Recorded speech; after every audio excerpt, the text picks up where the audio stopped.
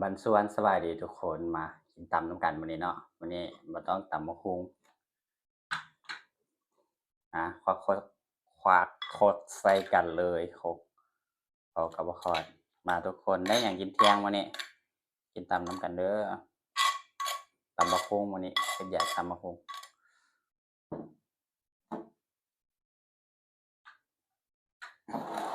มากินตำมะฮุงน้ำกันทุกคนกินข้าวเที่ยงแล้วบ่เห็นคลิปนี้จังโมงยายหวงพง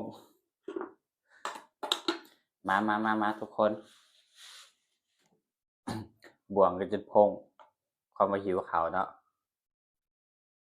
กินข้าวแล้วบ่มื้อนี้ตำบักหุ่งปลาแห้งผักกับมีผักคะแล้วก็ผักกาดจอมมีโลวกกุ้งแล้วก็อันนี้ปิ้ง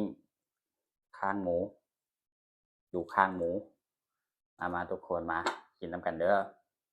เอาลงมือกินกันเลยเนาะบัดนี้เนาะเริ่มเลยเฮ้ยติดมือละ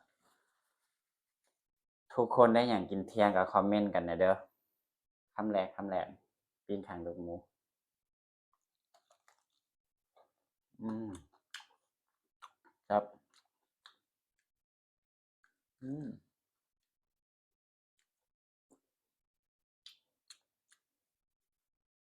อือฮึตำบักหุ่ง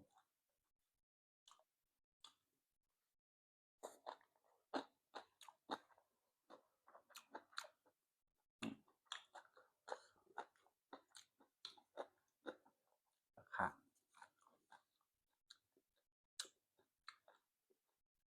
ผักกาดจอม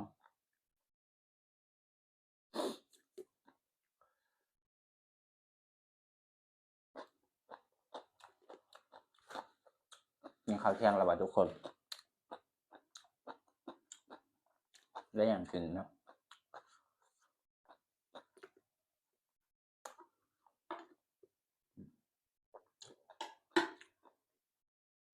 หมดลวกอืม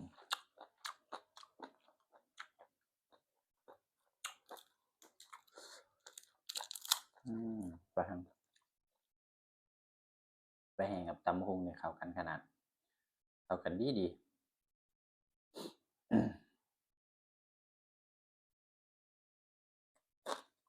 อืม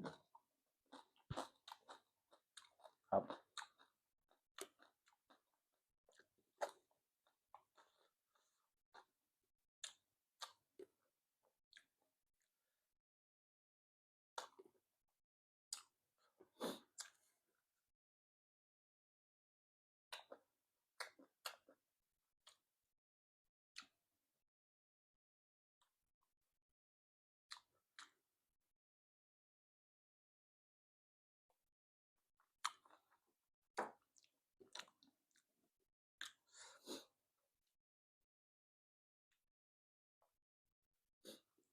ตื่นมาก็หิวข้าวเลยบ่มีหยังกินเห็นตำบักหุ่งเลยตำบักหุ่ง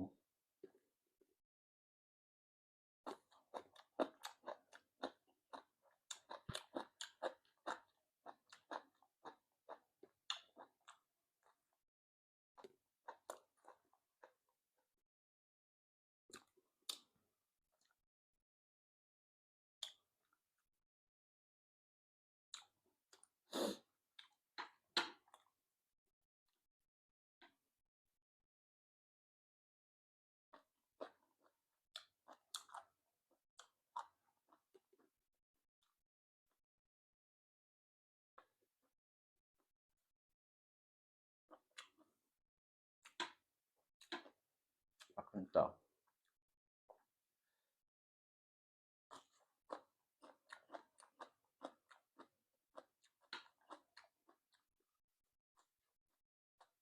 มะเขือเทศ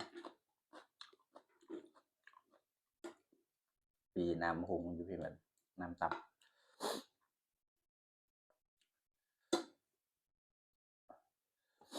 จำก่อนบัดหนึ่ง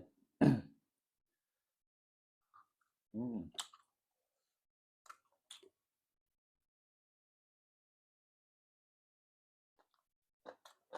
อืม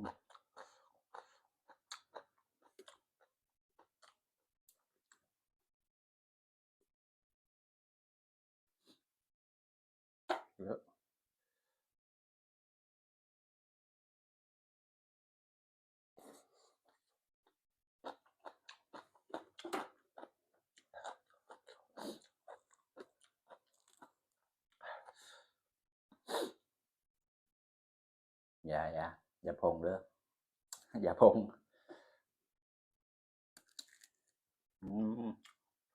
ครับ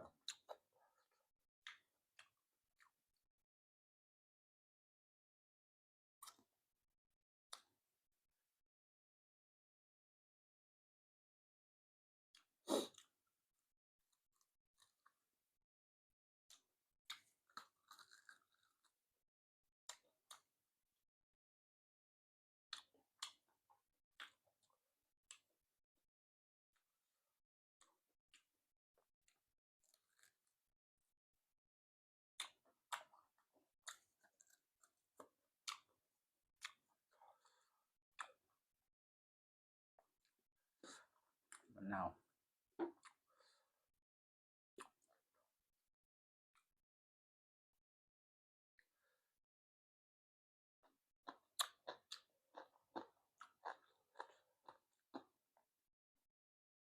กุ้ง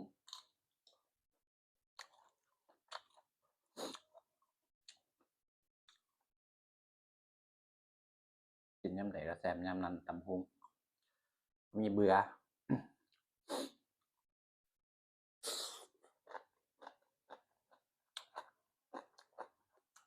ค่ะปลาคะนึงปลาคะปลูกเองข้างห้องก็จะปลูกไปขอเขามาเขาถามว่าเอาไปกินกับหยังเป็นหยังกินว่าซั่นตัวเขาอีกบักแดงหน่อไม้ที่แท้ไปกินตำหุง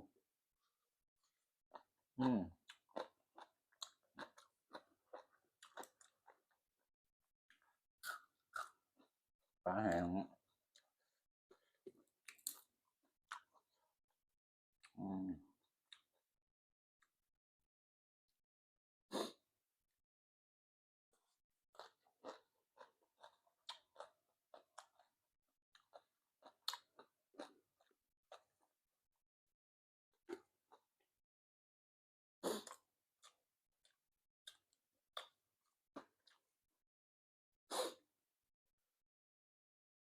โดย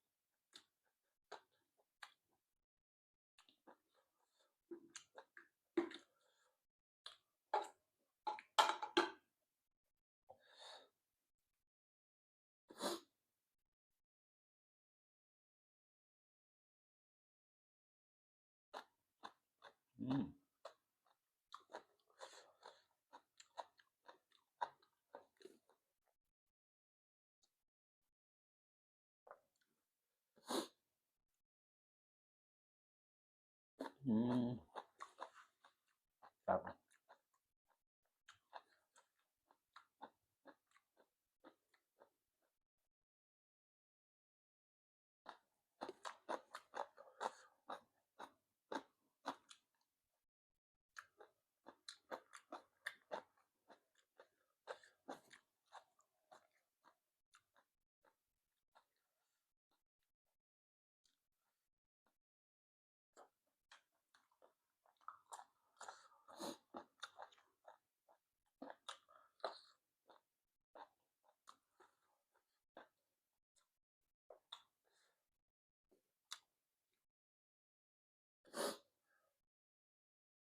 ผักขากับตำบักหุ่ง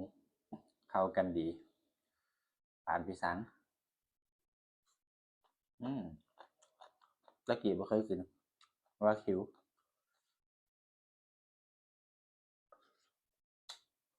บัดได้กินแล้วติดใจ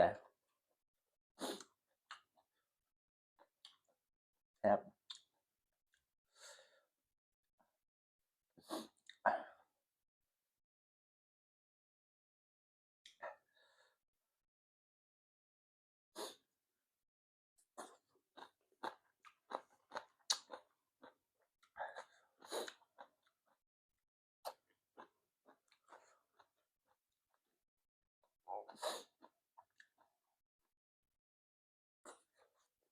อืม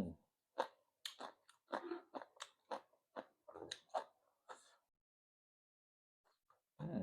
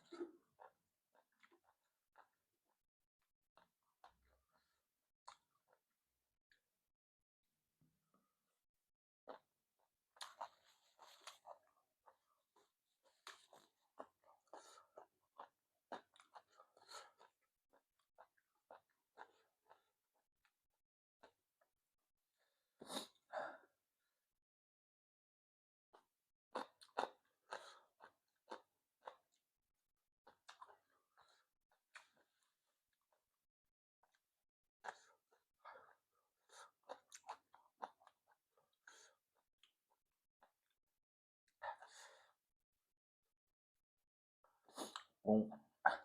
ทั้ง2ตัว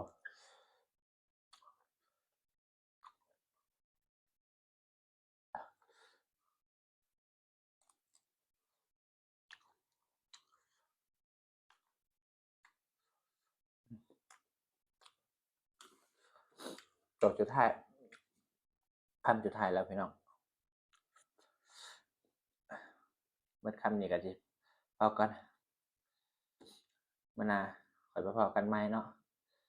ผู้ใดเห็นคลิปนี้ผ่านก็ฝากกดไลค์กดติดตามกดแชร์ให้แหน่เด้อเป็นกำลังใจให้บ่าวตองแหน่มื้อหน้าบ่าวตองสิมีกำลังใจเฮ็ดคลิปต่อไป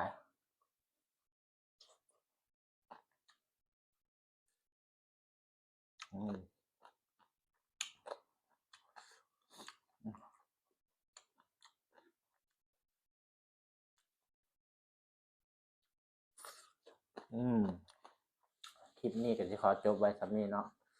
ฝากพี่น้องเป็นกำลังใจให้บ่าวตองแหน่เด้อวันนี้ก็ขอจบแค่ส่ำนี้บันชวน